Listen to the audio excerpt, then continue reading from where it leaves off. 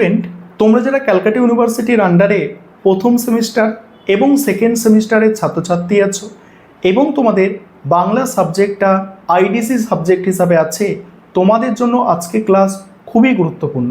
আজকে ক্লাসে তোমাদের বাংলা আইডিসি সাবজেক্টের 100% কমনযোগ্য সাজেশান নিয়ে আলোচনা করব।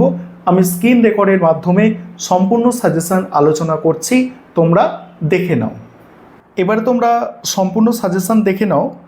তোমাদের আইডিসি বাংলার 10 নম্বরের যে প্রশ্নগুলো তোমরা তৈরি করবে, দেখো প্রথমে মডিউল 1 পল্লী সমাজ যে উপন্যাস আছে, এই উপন্যাস থেকে যে প্রশ্নগুলো আসবে বা আসতে পারে পরীক্ষায়, দেখো প্রথম প্রশ্ন পল্লী সমাজ উপন্যাসের নামকরণের সার্থকতা। একদম স্টার দিয়ে নাও, টপ মোস্ট ইম্পর্টেন্ট প্রশ্ন। পল্লী সমাজ উপন্যাসে রমেশের চরিত্র বিশ্লেষণ করো, মোস্ট ইম্পর্টেন্ট প্রশ্ন। পরের প্রশ্ন হচ্ছে পল্লী সমাজ উপন্যাস অবলম্বনে রমার চরিত্রটির মনস্তাত্ত্বিক বিশ্লেষণ করো। নেক্সট, পল্লী সমাজ উপন্যাসে রমা ও রমেশের সম্পর্কের জটিলতা এবং ট্র্যাজেডি আলোচনা করো। এখানে এই যে 4টে প্রশ্ন তোমাদের সামনে দেখতে পাচ্ছ, প্রথম দুটো সব থেকে গুরুত্বপূর্ণ। বেশিরভাগ কলেজে প্রথম দুটো প্রশ্নের মধ্যে থেকে একটি প্রশ্ন আসে। তারপরে এক্সট্রা কিছু প্রশ্ন দেয়া আছে, দুটো প্রশ্ন এখানে এক্সট্রা দেয়া আছে, এগুলো আর পড়ছি না, তোমাদের দেখে নিতে হবে একটু। তারপরে দ্বিতীয় যে মডিউল, সেখানে ছোট গল্প আছে, তোমরা জানো, সিলেবাস দেখেছো আশা করি। এখানে দেখো ছোট গল্প হিসাবে স্থির পত্র কতখানি সার্থক এবং এই গল্পে রবীন্দ্রনাথ নারী মুক্তির যে বার্তা দিয়েছেন তা আলোচনা করো। তারপরে আছে কি সাম্প্রদায়িক দাঙ্গা ও মানবতাবোধের দলিল হিসাবে সমরেশ বসুর আদাব গল্পটি আলোচনা করো। তারপরে এই বলছে এই রেকর্ড কেউ নিশ্চিহ্ন করতে পারেনি, কেউ পারবে না, উক্তিটির আলোকে রেকর্ড গল্পের মূল বক্তব্য বা নামকরণের সার্থকতা আলোচনা করো। তারপরের প্রশ্ন দেশভাগের যন্ত্রণা ও পাগলামির আড়ালে, দেখো পাগলামির আড়ালে রাজনৈতিক ব্যঙ্গ হিসাবে টোবাটেক সিং গল্পের সার্থকতা। পরের প্রশ্ন আছে, দেখো সাবিত্রী রায়ের অন্তঃসলীলা গল্প অবলম্বনে শকুন্তলা দেবীর চরিত্র বিশ্লেষণ করো। নেক্সট হচ্ছে জ্যোতিরিন্দ্র নন্দীর চোর গল্পের সামাজিক অবক্ষয় ও মনস্তত্ত্বের যে প্রকাশ ঘটেছে তা আলোচনা করো। এরপরে নবান্ন নাটক মডিউল 3 প্রথম প্রশ্ন বিজন ভট্টাচার্যের নবান্ন নাটকের নামকরণের সার্থকতা বিচার করো। তারপরে বাংলার গণনাট্য আন্দোলনের ধারায় বা গণনাট্য হিসাবে নবান্ন নাটকের ঐতিহাসিক গুরুত্ব ও সার্থকতা আলোচনা করো। নেক্সট, নবান্ন নাটকের সংলাপ ও ভাষা ব্যবহারের সক্রিয়তা বা আঞ্চলিক ভাষা ব্যবহার নিয়ে আলোচনা করো। তারপরে ট্র্যাজিক রস নয়, জীবন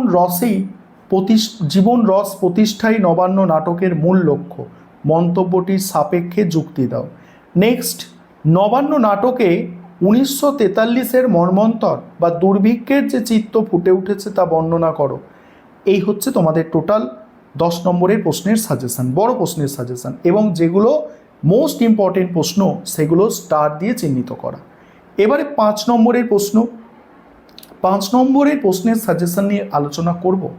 তার আগে একটা বিষয় তোমাদের জানানোর আছে যে তোমাদের জন্য কিন্তু সম্পূর্ণ স্টাডি মেটেরিয়াল অর্থাৎ পিডিএফ নোটস রেডি আছে।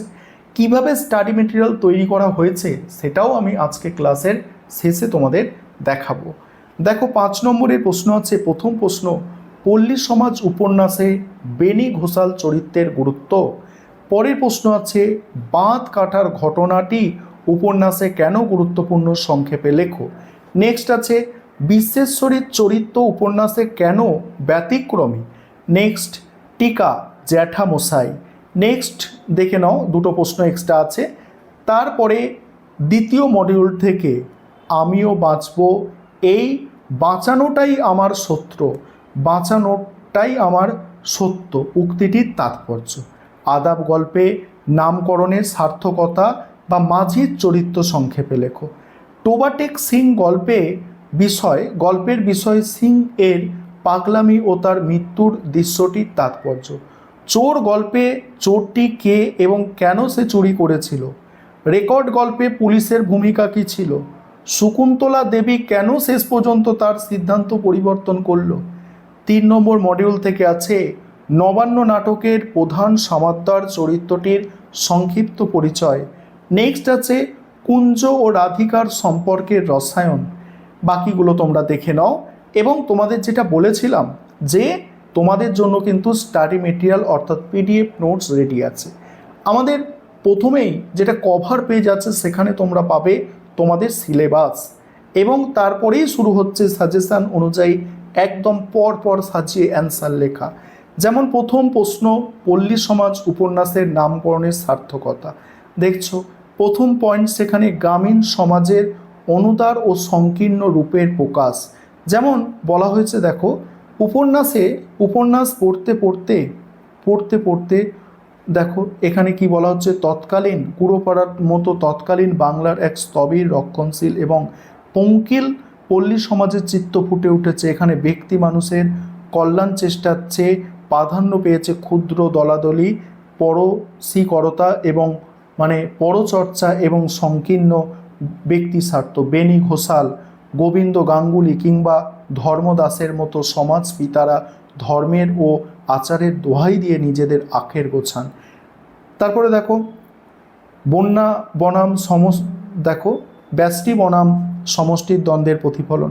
এইভাবে তোমাদের সম্পূর্ণ স্টাডি মেটেরিয়াল তৈরি আছে, এবং সেখানে তোমরা এসএকিউ প্রশ্নও পাবে, অর্থাৎ তোমাদের যে 1 নম্বরের প্রশ্ন, সেই 1 নম্বরের প্রশ্ন উত্তরও এর মধ্যে অন্তর্ভুক্ত থাকছে।